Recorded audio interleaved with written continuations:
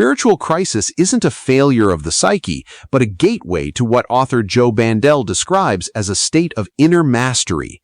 In his latest work, The Oak Matrix Unleashed, particularly in chapter 22, Bandel argues that the moments when life pushes us to our breaking point, accidents, sudden loss, or betrayal, are actually the points where the divine spark within us finally steps into the light to provide protection and guidance. He uses this concept of the OAK matrix to redefine duality, not as a war between spirit and matter, but as a loving embrace. It's a provocative take because it suggests that the trauma we spend our lives trying to avoid might be the exact environment required to forge an unbreakable spirit. Bandel's perspective is quite unique because it moves away from the typical victim narrative associated with crisis. He frames risk as a structural necessity. He makes the case that most of us wouldn't choose to step out of our comfort zones if life didn't occasionally shove us there. Think of it like a job loss or a health scare.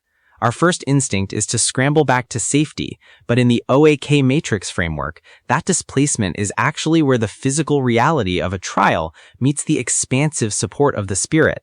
He calls it a fire that refines.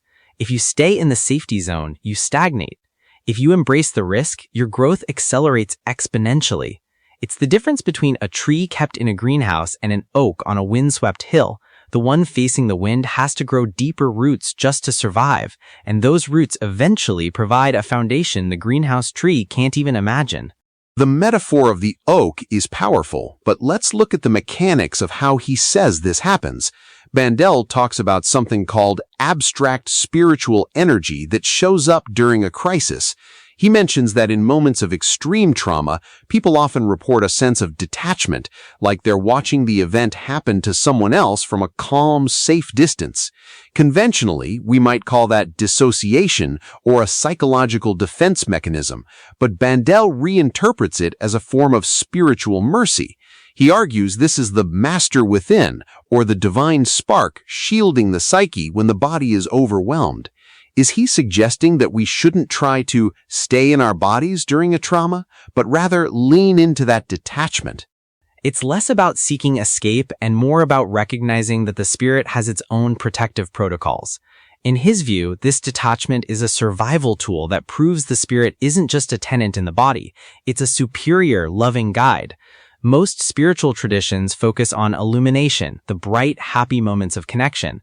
Bandel, however, validates the victim mode or the protective void. He sees it as a bridge. The crisis is the containing element. It's small, localized, and painful, while the detachment is expansive and merciful. By acknowledging this duality, you stop fighting the experience and start trusting that your inner spark is keeping you whole while you rebuild. It's a very practical approach to what many would consider a purely metaphysical concept. But if we only tap into this power during a crisis, it feels very reactive. Bandel mentions that we actually start with zero inner reserves and have to build them up over time. He uses the analogy of charging a battery.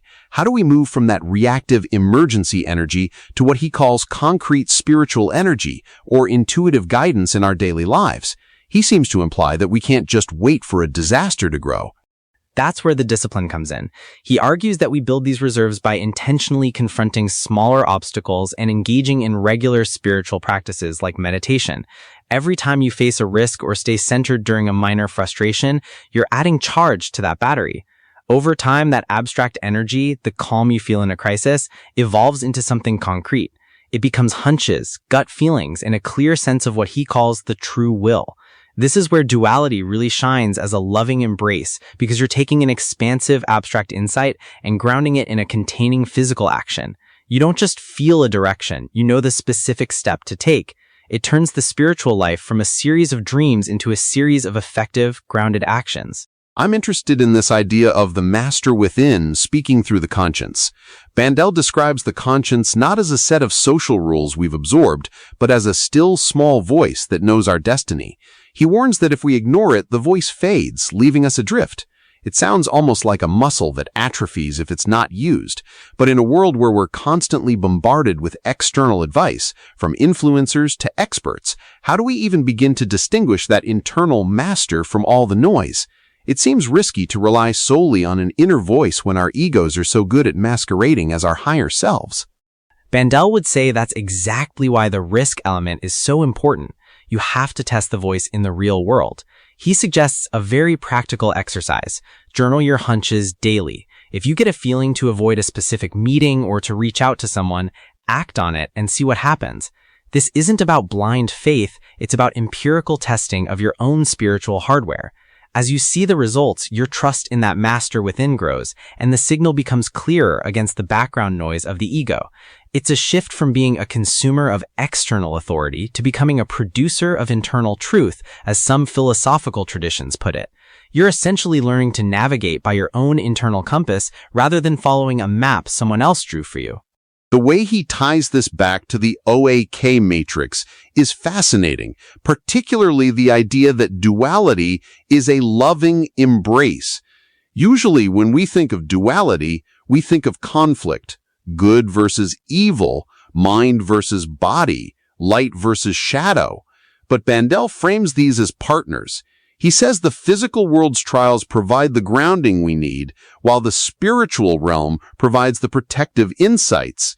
Without the trials, the spirit is just a theory. Without the spirit, the trials are just suffering. It's a very different way of looking at stress.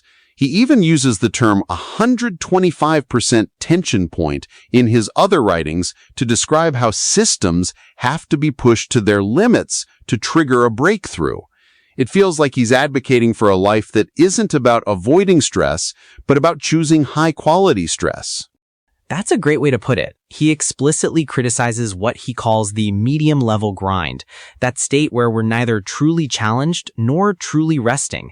We just cycle through the same 5 to 10% of our potential because we're afraid of the ballistic shock that would wake up the rest of our power. By reframing a spiritual crisis as an initiation rather than a catastrophe, he gives people a framework to handle that shock. He's essentially saying that when the world feels like it's falling apart, it's actually just making room for a more integrated version of you. It's that AC, or alternating current model, he talks about elsewhere, reciprocity and balance rather than a rigid one-way flow of control. You move with the rhythm of the storm instead of just trying to hide from it. It strikes me that this requires a massive amount of personal responsibility. If crisis is an ally and our inner voice is the ultimate guide, we can't really blame external circumstances for our lack of growth. Bandel even suggests tracking your spark strength on a scale of 1 to 10 every day. If it's low, you don't look for someone to fix it. You meditate for 10 minutes, or you face a small risk, like having an honest conversation you've been avoiding. It's an incredibly proactive stance on spirituality. There's no room for waiting for a savior or a guru. The master is already there. You just have to stop ignoring the instructions. And that can be a terrifying realization for people. It's much easier to feel like a victim of a crisis than to see it as a customized training program for your soul. But the empowerment on the other side is where the value lies.